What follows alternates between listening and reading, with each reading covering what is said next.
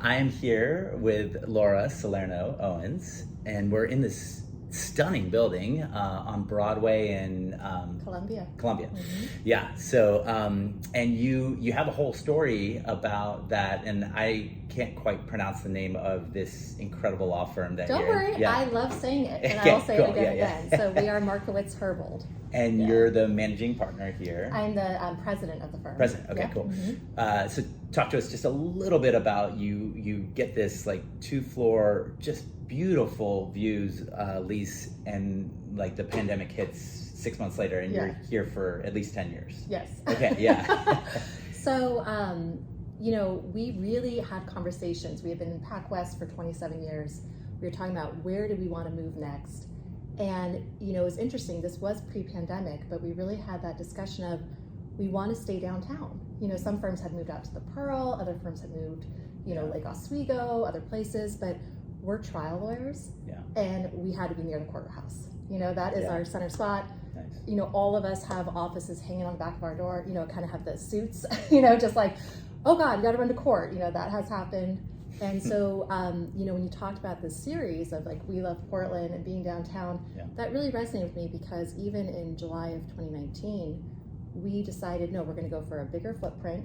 We have the top 2 floors here, and we also have half of the 3rd floor for kind of our behind, in-house work. And you're 84 employees. Total. Yeah, that's great. And that actually has been growth. We've grown quite a bit since even the pandemic, and have intention to keep growing. And a lot of that was just, we want to invest in the space, and we wanted the space to be a place that our employees wanted to come, that the community wanted to come, and we've been really, really happy with the results. Yeah, that's awesome. So you and I met through Alice Tang about a year ago, but it's just been in the past couple months that we've had lunch and gotten to know each other. And one thing I really love about you is your competitiveness. I like to think I'm competitive as well, whether it's in business or basketball or whatever. But there's a question coming, but I had this experience when my daughter was playing it was like 1st grade soccer, and they had like the little goals, and it was 4-on-4. And I was just like the volunteer referee while I grew up I've been in Southeast Portland for 29 years. And I love to hug trees. I'm good. But like competitiveness was so frowned upon that like the other team was scoring just nonstop. And I was like, hey, keep your heads up. Like just acknowledging that there was a competition, not even like saying the score or anything. Like I got my hand slapped so hard by our non-competitive coach. And so I just like want to put competitiveness up on a pedestal and say Portland can be competitive. Like we can be competitive here.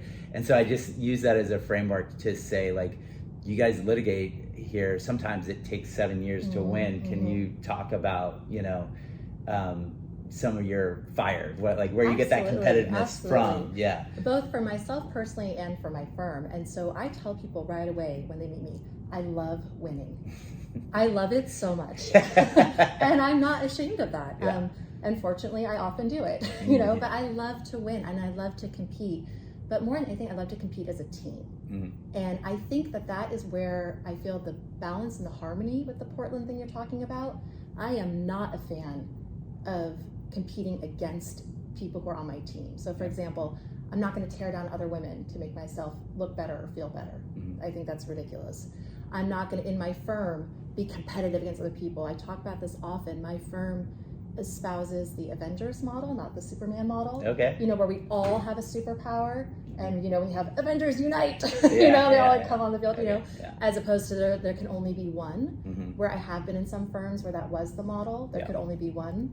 And so I think that when you can get competitive as a team sport, that is the best of it all.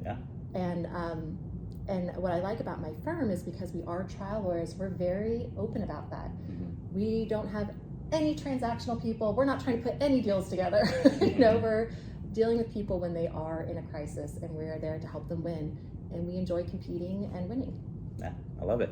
So part of this series is I always have someone kind of share one hard thing they've done, whether it's in their personal life, their business, in the Portland community, what have you.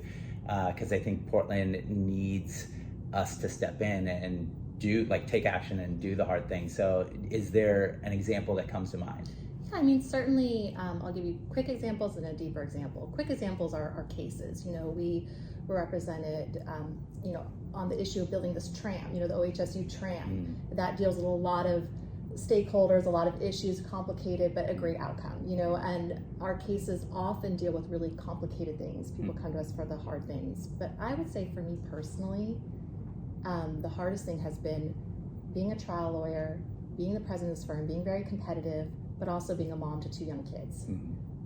That has been really hard for me because it made me re-examine what I thought it meant to be this hard charging trial lawyer. I had a total image in my mind, complete with a matching suit, and then when you have, at least for me, when I had my kids, it just changed my world in such a profound way. And I kind of went through some shame storms of I'm going to be one of those people who goes to a firm where mommy lawyers go to die, these really unkind, untrue narratives. Right. And realizing that actually, no, I can still stay at the best litigation firm on the West Coast, be the president, and be the kind of mom I want to be. It's hard every single day. Yeah, I would imagine boundaries are critical for that. Yeah, because you're feeling pulled always in one direction where you just don't have quite enough time. It's boundaries, and I think it's understanding very clearly what the win is, which we talk about with our clients all the time. Clients can go into a thing thinking that the win is this, but they realize actually the win might be something else. Maybe it's a negotiated resolution so that you can get back to your business and not doing litigation. Right.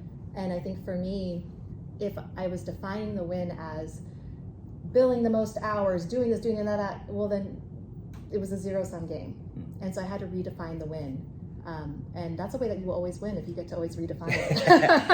Redefine, reframe. Yeah, exactly. I love that. Yeah. Okay, so we always do lightning round. Yeah. The top 2 or 3 favorite things you love to do in Portland or Oregon. I know you're diehard, LA, love California, all of that. So just being in Portland is a win for all of us, for you.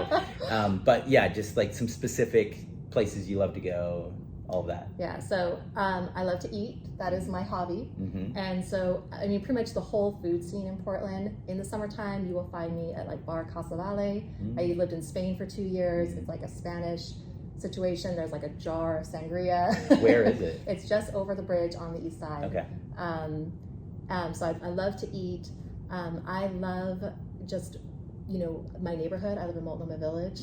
I love that little small town situation, saying to my kids, get your shoes on, we're walking somewhere. That is the antithesis of LA, is walking somewhere. You're always getting in your car. You're always getting in your car. And I would say also third, it's not a person or a thing, but it's a feeling. I love our community in Portland. I love that you're doing this program. I love that Alice introduced us to each other. Yeah. I love what Alice is doing. I love that community, and that thing is the magic of Portland. And I think that's what we have to keep. And it's something I've not seen anywhere else. Yeah, I love it. Thank you so much. Appreciate it. Yeah. Thank you. All right. All right, Laura, this is a really cool piece of art, but it has meaning to it. And Absolutely. what is this? So this is a lie detector.